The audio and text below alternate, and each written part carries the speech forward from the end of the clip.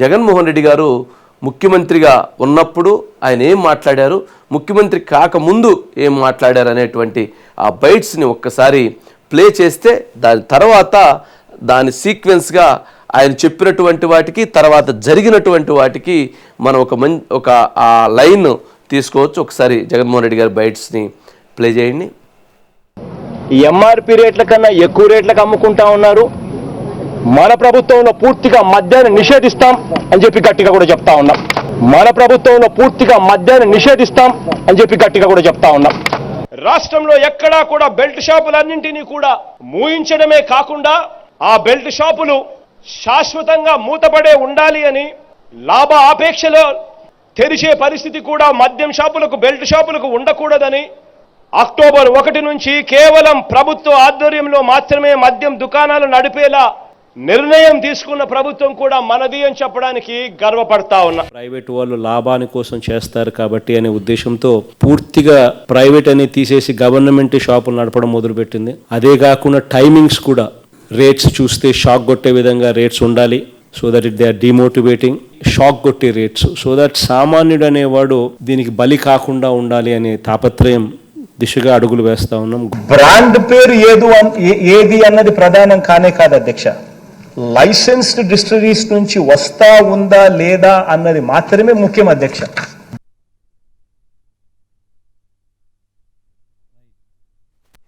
జగన్మోహన్ రెడ్డి గారు ఎలక్షన్స్కి ముందు చెప్పినటువంటిది మద్య నిషేధం. మద్య నిషేధాన్ని అమలు చేస్తామని చెప్పని చాలా గర్వంగా సగర్వంగా చెప్పినటువంటి జగన్మోహన్ రెడ్డి గారు మద్య నిషేధాన్ని వారు ఒక క్రమ పద్ధతిలో చేస్తాము అని చెప్పి, దశల వారీగా చేస్తాము అని చెప్పి, అందులో 3 అంశాలని, ఒకటి మద్యం ధరలని పెంచటం ద్వారా మద్య నియంత్రణ జరుగుతుంది అని ఒక సరికొత్త ఫార్ములా అంశాన్ని ఆయన చెప్పారు. మద్య ధరలు పెంచటం ఒకటి, రెండోది ప్రైవేటు వాళ్ళ దగ్గర ఉన్నాయి కాబట్టి వాటిని ప్రభుత్వం తీసుకొని టైమింగ్స్ తగ్గించటం ద్వారా దాని ద్వారా నియంత్రణ చేస్తాము అని. మద్యం నియంత్రణ చేయటానికి ఈ 3 అంశాలని ఆయన లాజిక్గా తీసుకున్నారు. కానీ ఈ 3 తీసుకోవటానికి గల కారణం, దీని వెనక ఉన్నటువంటి ఒక మాస్టర్ స్కెచ్ ఏంటి అని అంటే, ఎవరైతే మద్య నిషేధం అనేటువంటి తర్వాత వీరు ఈ ఫార్ములా ఎక్కడైతే మద్యాన్ని అమ్మటం ద్వారా ఇటు ప్రభుత్వంతో పాటు పార్టీకి లేదా ఆ వ్యక్తులకి ఒక భయంకరమైనటువంటి ఆదాయం రావటం కోసం ముందుగా వాళ్ళు చేసినటువంటిది ప్రైవేట్ షాపులని 3500 షాపులని ప్రభుత్వం కంట్రోల్లోకి తీసుకున్నారు. దాన్ని బెవరేజెస్ కార్పొరేషన్ దగ్గరికి కంట్రోల్లోకి తీసుకొని ఆ షాపులకి ముందుగా చాలా వ్యూహాత్మకంగా అప్పటి వరకు ఉన్నటువంటి మద్యం సేల్స్ జరిగేటప్పుడు వాటిని మద్యము ఎక్కడైతే మ్యానుఫ్యాక్చరింగ్ జరుగుతుందో అదంతా కూడా ఆన్లైన్లో రికార్డ్ అయి ఉంటుంది. ఆ ఆన్లైన్లో రికార్డ్ అయ్యేటువంటి ఒక సిస్టమ్ మొత్తాన్ని కూడా తీసివేశారు. దాన్ని మొత్తాన్ని రద్దు చేశారు. చేసి అక్కడ మాన్యువల్గా సేల్ ఎక్కడైతే ఆ బ్రాండ్స్కి ఎవరికైతే డిస్ట్రిబ్యూషన్ ఇస్తామో దాన్ని మాన్యువల్గా ఆ సిస్టమ్ని తీసుకొచ్చారు. ఇక్కడ అనూష అనేటువంటి ఒక లేడీ ఆర్ జెంటు అక్కడ ఆ వ్యక్తిని పెట్టారు.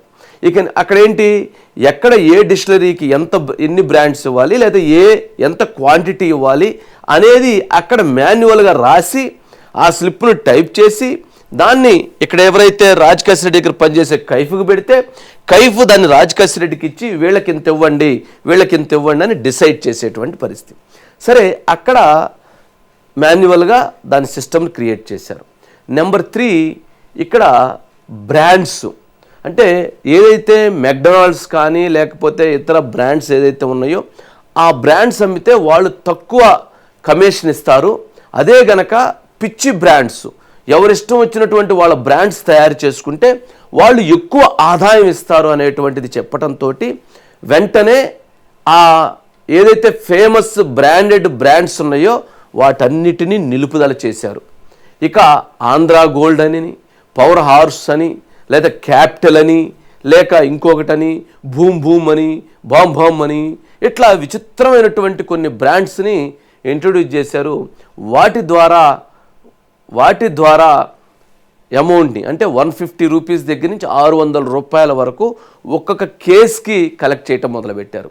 ఎవ్రీ మంత్ ఆంధ్రప్రదేశ్లో 30 లక్షల కేసులు ఏదైతే whisky or brandy or bottles sale అవుతాయి, 10 lakhs కేసెస్ బీర్స్ సేల్ అవుతాయి, మొత్తంగా 40 lakhs కేసెస్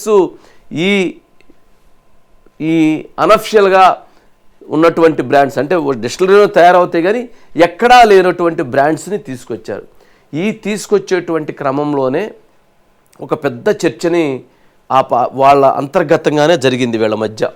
ఈ బ్రాండ్స్ తీసుకొస్తున్నాము, మరి ఈ బ్రాండ్స్ వలన నష్టం జరిగిద్ది, ప్రజల ఆరోగ్యానికి నష్టం జరిగేటువంటి అవకాశం ఉందని ఎవరైతే డిస్టిలరీస్ వాళ్ళు రైజ్ చేసినప్పుడు ఆ రైజ్ చేసినటువంటి అంశాన్ని వెంటనే మీరు దాని గురించి మాట్లాడవద్దు, మీరు మాట్లాడాల్సినటువంటి అవసరం లేదు, దీన్ని ఆ అనారోగ్యంగా ఉంటుంది అనుకుంటే వాళ్ళు తాగకుండా ఉండాలి, అంతే తప్ప మనం తయారు చేసేటువంటి విషయంలో ఎక్కడ మనం ఎటువంటి ఆలోచించాల్సిన అవసరం లేదని ఒక లిక్కర్లో కలిపేటువంటి ఏదైతే ఏమంటాము వాటిని దాదాపుగా రకరకాలైనటువంటి కెమికల్స్ లేకపోతే రకరకాలైనటువంటి వాటన్నిటినీ కూడా చాలా నాసిరకమైనటువంటి వాటిని కలపటం, ఆ స్పిరిట్స్ని కలపటంతో చాలామంది లక్షల మంది అనారోగ్యానికి గురయ్యారు. లాస్ట్ 5 yearsలో ఇది మనం చెప్తున్నటువంటి అంశం కాదు, ఇది మెడికల్ హెల్త్ వాళ్ళు ఇచ్చినటువంటి రిపోర్టు.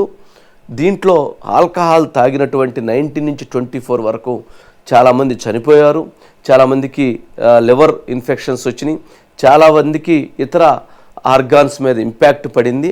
ఇది చాలా భయంకరమైనటువంటి లిక్కర్ని వీళ్ళు సేల్స్ చేశారు. అది తాగటంతో ఇంత అనారోగ్యానికి గురైనటువంటి పరిస్థితి ఉందని కూడా రిపోర్ట్ని మెడికల్ హెల్త్ డిపార్ట్మెంట్ వాళ్ళు రిపోర్ట్ని కూడా ఇవ్వటం జరిగింది.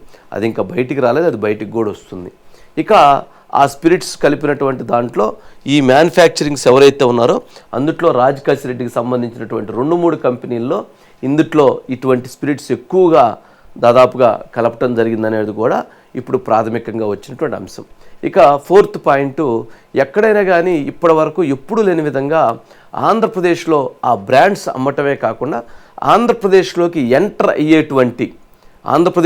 ఏదైతే ఎంటర్ అవుతుందో ప్రతి దగ్గర టోల్ గేట్ దగ్గర ఈ లిక్కర్ తనిఖీ కోసం అక్కడ చెక్ పోస్టులను ఏర్పాటు చేశారు.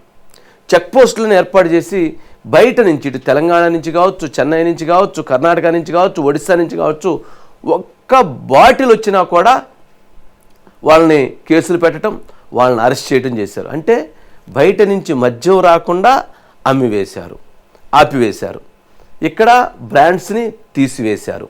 ఇక అత్యంత ముఖ్యమైనటువంటి అంశం, దేశవ్యాప్తంగా ప్రపంచవ్యాప్తంగా డిజిటల్ పేమెంట్స్ జరుగుతున్నాయి. మరి అటువంటి డిజిటల్ పేమెంట్స్ మొత్తాన్ని ఆపివేసి క్యాష్ పేమెంట్స్ చేయాలి అని లిక్కర్లో మద్యం షాపులకి ఆదేశించి ఈ 3500 షాపుల్లో మొత్తం క్యాష్ పేమెంట్స్ని కలెక్ట్ చేశారు. లేదండి మా దగ్గర ఓన్లీ ఆన్లైన్ పేమెంట్సే ఉన్నాయంటే కుదరదు, మీరు క్యాష్ కట్టాల్సిందే. అదేంటండి, ఎక్కడైనా సరే దేశవ్యాప్తంగా నరేంద్ర మోదీ గారు డిజిటల్ పేమెంట్స్ పెట్టారు, మరి డిజిటల్ పేమెంట్స్ పెట్టిన తర్వాత మీరు ఎందుకు డిజిటల్ పేమెంట్స్ తీసుకోరు అని అంటే మా ఇష్టం, ఇది మా ప్రభుత్వం, ఇంతే అని వాళ్ళని భయపెట్టి ఇష్టం ఉంటే కొనుక్కో లేకపోతే వెళ్ళిపో అని చెప్పని ఆ రకంగా డిజిటల్ పేమెంట్స్ 600 కోట్ల రూపాయలు డిజిటల్ పేమెంట్స్ జరిగినాయి. అది కూడా లాస్ట్ 3 monthsలో. ఇక మిగిలినటువంటి 99,000 కోట్ల రూపాయలు క్యాష్ పేమెంట్స్ జరిగినాయి. ఇది మరి ఇన్ని అంశాలని వారు ఒక క్రమ పద్ధతిలో ప్లాన్ ప్రకారంగా ఒకటి క్యాష్ పెట్టారు, డిజిటల్ ఎత్తివేశారు, అట్లాగే లోపలికి ఏ మద్యం రాకుండా చెక్ పోస్టులు పెట్టారు, బ్రాండ్స్ తీసేశారు, బ్రాండ్స్కి సంబంధించిన దాంట్లో వాళ్ళకి ఇష్టమైనటువంటి బ్రాండ్స్ని పెట్టారు. ఎక్కడైతే ఆ మ్యానుఫ్యాక్చరింగ్ అవుతున్న దగ్గర అక్కడ ఉన్నటువంటి ఆన్లైన్ సిస్టమ్ తీసేసి మాన్యువల్గా క్రియేట్ చేశారు. ప్రైవేటు వ్యక్తుల దగ్గర ఉన్నటువంటి షాపుల్ని ప్రభుత్వం దగ్గరికి లాగేసుకున్నారు. ఈ విధంగా ఒక పథక రచన ద్వారా ఈ మొత్తాన్ని ఎన్నికలు అయిన తర్వాత రిజల్ట్స్ వచ్చిన తర్వాత 3 నెలలకే ఈ మొత్తాన్ని హ్యాండ్ ఓవర్ చేసేసుకున్నారు. ఇవన్నీ అంత త్వరగా ఇంప్లిమెంట్ చేయడానికి ఇక్కడ ఉన్నటువంటి వాళ్ళందరూ మాస్టర్ మైండ్స్ పనిచేశాయి అనేది ఇన్వెస్టిగేషన్లో వస్తున్నటువంటి అంశం.